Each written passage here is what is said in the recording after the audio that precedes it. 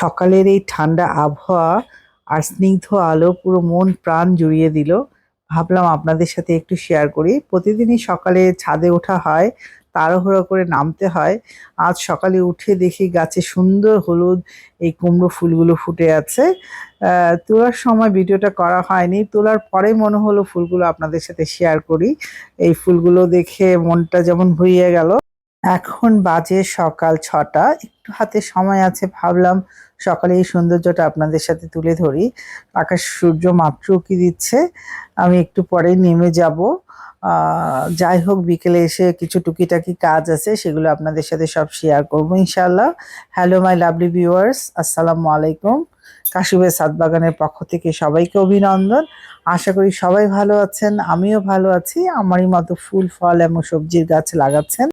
এই তো বিকেলে এসে ছাদে চলে আসলাম আমার এই লাউ গাছটার আপডেট নিয়ে। কারণ এই লাউ গাছটা আমার লেদা পোকা একেবারেই শেষ করে দিয়েছিল, সেখান থেকে আমার লাউ গাছটা বাঁচিয়ে আজ এত বড় করেছি এবং অলরেডি লাউ চলে এসছে। সেই আনন্দটাই আপনাদের সাথে শেয়ার করছি, কারণ এখন একটু খাবার দিতেই হবে লাউ গাছে, যেহেতু প্রচুর লাউ এসছে ডগায় ডগায়। আমার মনে হয় একটু খাবার দিলে লাউ গাছটা একটু বড় হবে।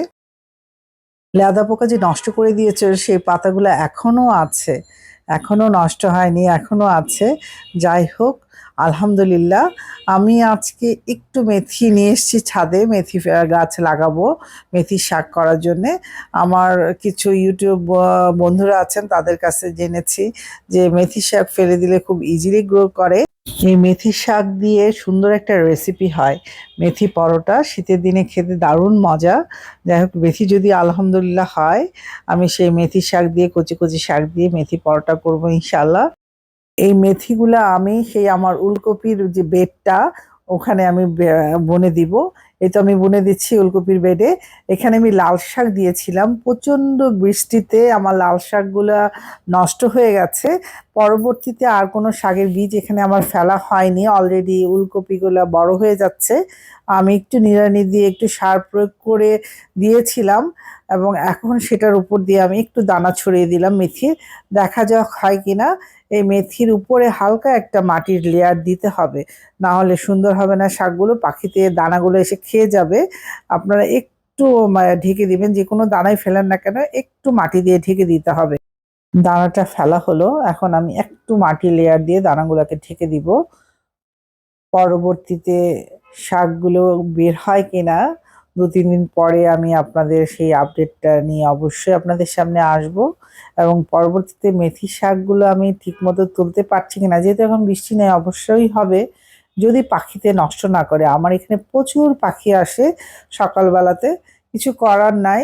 পাখি আসলে পাখিও খাবে, যদি বেঁচে থাকে কিছু হয় সেটা আমরাও খাবো। আজকে টুকিটাকি অনেক কাজ করব ছাদে। মেথি শাক ফেললাম। পরবর্তীতে যে কাজটা আমার আছে সেটা হলো একটা পেঁপের চারা প্রতিস্থাপন করা। এবং সবজি বলেন, ফল বলেন, যে কোনো গাছ আমি একই নিয়মে প্রতিস্থাপন করি। এই তো নিচে কিছু মাটি দিয়ে নিলাম, তার উপরে সবজি এবং হালকা একটু গোবর সার দিব আমি এক্ষেত্রে, যেহেতু পেঁপে চারাটা বুনছি মাটি দিয়ে। হালকা একটু গোবর সার, এখানে আর কিছু দিতে হবে না। এই তো গোবর সার ফেলা হলো, দেন উপরে একটু মাটি দিয়ে, মাটির একটা লেয়ার দিয়ে এখানে একটা সুন্দরভাবে পেঁপে চারা আমি প্রতিস্থাপন করে দিব। এই চারাটা আমার সবজির খোসা থেকেই হয়েছিল, এত সুন্দর চারা, এত চমৎকার হয়েছে, আমি আর ফেলতে মন চাচ্ছে না আমার। এখন জানি না এটা কেমন হবে, তবু আমি চারাটা লাগিয়ে দিচ্ছি, দেখা যাক, আল্লাহ ভরসা। সবজির চারা বলেন আর ফলের চারা বা লতানো গাছ, আপনারা সবই একই নিয়মে ফলো করবেন, তাহলে দেখবেন কোনো কষ্ট নেই, সুন্দরভাবে বাগান হয়ে যাচ্ছে। এই তো আমার পেঁপের চারাটা কি সুন্দর হয়েছিল একটা ড্রামে, আমি উঠিয়ে এখন আলাদা করে এটা প্রতিস্থাপন করে দিব। আর পেঁপের চারাটা বেশি গভীরে দিতে হয় না, এটা ধীরে ধীরে শিকড় আস্তে আস্তে গভীরে চলে যাবে। আপনারাও ২-১টা করে পেঁপের চারা যদি সম্ভব হয় ছাদে রাখুন। পেঁপে সবজি হিসেবেও খাওয়া যায়, আর পাকা পেঁপে তো অসাধারণ।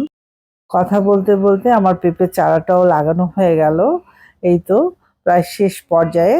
এর পরবর্তীতে যে কাজটা সেটা হলো এই বছরে সর্বশেষ কয়েকটা বেগুনের চারা আমি লাগাবো এবং এই বছরের শেষ বেগুনের চারা। এবার একটা দুটো করে লাগাতে লাগাতে অনেকগুলো বেগুনের চারা হয়ে গেছে। যাই হোক, 4টা চারা অবশিষ্ট আছে। আমি এগুলো ভাবছি আর ফেলে দিব কেন, এটাও লাগিয়ে ফেলি, আমার বাগানের একটা সদস্য করে ফেলি। বেগুনের চারা লাগানোর জন্য প্রথমে মাটি প্রস্তুত করে নিব, এবং আমি কি করে মাটি প্রস্তুত করছি, পুরোনো মাটির মধ্যে বেগুনের চারাটা লাগাচ্ছি, সেটাই আমি আপনাদেরকে আবার নতুন করে শেয়ার করে দিচ্ছি। প্রথমে যেটা নিয়েছি সেটা হচ্ছে বাগানের পুরোনো মাটি, তার সাথে অ্যাড করেছি গোবরের সার। গোবরের সার অ্যাড করার একটাই সুবিধা হলো, যেহেতু চারাটা আমি এখনই প্রতিস্থাপন করব, গোবরের সার দিয়ে আপনি যখন তখন যে কোনো চারা যে কোনো অবস্থাতেই লাগাতে পারেন, এটাতে চারার কোনো ক্ষতি হবে না। সাথে আমি একটু ছাই দিয়ে দিলাম, ছাইটা অ্যান্টি ফাঙ্গাল হিসেবে কাজ করবে, যেহেতু পুরোনো বাগানের মাটি, চারাটা ছোট, আমি একটু ছাই দিয়ে নিলাম। সাথে গোবরের সার আর হচ্ছে সামান্য একটু চুন, এটা মাটি শোধনের জন্য দরকার। বাগানের পুরনো মাটির সাথে অ্যাড করলাম গোবরের সার, একটু চুন আর একটু ছাই, এই দিয়ে হয়ে গেল আমার মাটিটা প্রস্তুত। যাই হোক, এখন উল্টে পাল্টে পুরোটা মিক্স করে নিব প্রপারলি, এবং যাতে ভালো করে মাটির সাথে মিশে যায় এবং মাটিটা যাতে ঝুরঝুরে হয়, তাহলে বেগুনের চারাগুলা মরবেও না এবং বেগুনের চারাগুলা পরবর্তীতে খুব হেলদি হবে। আমার যারা ভিউয়ার্স বন্ধুরা আছেন, আজকের ভিডিওটা যদি ভালো লেগে থাকে অবশ্যই একটা লাইক এবং সাবস্ক্রাইব করে আমার পাশে থেকে যাবেন। আমাকে দু একটা কমেন্ট করবেন, যদি কিছু জানার থেকে থাকে আমি আমার সাধ্যমতো অ্যান্সার দিব। আপনাদের সাথে কথা বলতে বলতে আমার প্রায় মাটিটা মিক্স হয়ে গেল। দেখলেন তো আমি কি করে মাটিটা উল্টে পাল্টে প্রপারলি মিক্স করলাম। এভাবে মাটি মিক্স করার একটাই সুবিধা, আপনি মাটিতে যে কোনো জিনিস আপনারা মিশান না কেন, সার, মাইক্রোনিউট্রিয়েন্ট যে কোনো জিনিস মাটির সাথে প্রপারলি মিশে যাবে, এবং মেশার পরে আপনি যে চারাটা লাগাবেন তাহলে চারাটা খুবই হেলদি হবে এবং চারাটা আশা করি মরবে না। এই কন্টেনারে আমার দুটো বেগুনের চারা ছিল, একটা অলরেডি মারা গেছে বৃষ্টির কারণে, আরেকটা চারা আছে। সবগুলো চারাই হেলদি, গ্রোথ ভালো, শুধু এই চারাটাই কেন যেন ঝিমিয়ে পড়েছে। যাই হোক, আমি পাশে আরেকটা চারা লাগিয়ে দিব, যদি কোনো কারণে এই চারাটা গ্রোথ না করে আমি পরবর্তীতে উঠিয়ে ফেলবো, একটাই থাকবে এখানে। আর আমার জায়গার স্বল্পতার কারণে এবং কন্টেনারও নাই যেটা আমি চারাটা অন্য জায়গায় লাগাবো। যাই হোক, আমি এখানে দুটো চারা লাগিয়ে দিচ্ছি।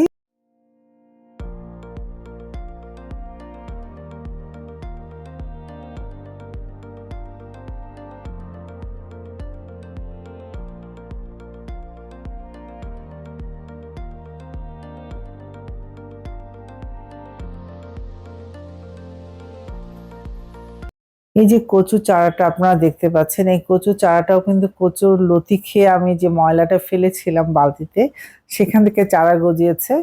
এবং আমি সেই চারাটা একটু আলাদা করে অন্য একটা কন্টেনারে দিয়ে দিলাম। এখানে আমি আরেকটা বেগুনের চারা প্রতিস্থাপন করব। এখনো যারা বেগুনের চারা লাগাননি শীতে, তারা লাগিয়ে ফেলুন। শীতে তো মজা করে বেগুন খাওয়া যাবে, সেই সাথে শীতের পরবর্তীতে যেটা আমাদের রোজা শুরু হতে যাচ্ছে, রোজাতেও মজা করে বেগুনই খাওয়া যাবে। কাজেই একটা দুটো হলেও আপনারা শীতে এই সিজনে বেগুন গাছ লাগান ছাদে। আমার অলরেডি দুটো বেগুনের চারা লাগানো হয়ে গেল, আরো দুটো চারা আছে। আমি এটা 5 লিটার কন্টেনারে লাগাবো ভাবছি, কারণ আমার কোনো কন্টেনার নাই বড়। আর একটা কন্টেনারে আমি কচুর চারাটা অলরেডি দিয়ে দিব। দেখা যাক, শীতের সিজনে কচু খুব একটা ভালো হতে চায় না, আমি জাস্ট লাগিয়ে দিলাম। গরমের সিজনে এটা উঠিয়ে অন্য জায়গায় লাগাবো ইনশাল্লাহ। এই দিয়ে শেষ করব আজকের ভিডিওটা। সবাই ভালো থাকবেন। পরবর্তী ভিডিও নিয়ে অতি শীঘ্রই আপনাদের সামনে চলে আসবো ইনশাল্লাহ। এই পর্যন্ত সবাই ভালো থাকুন।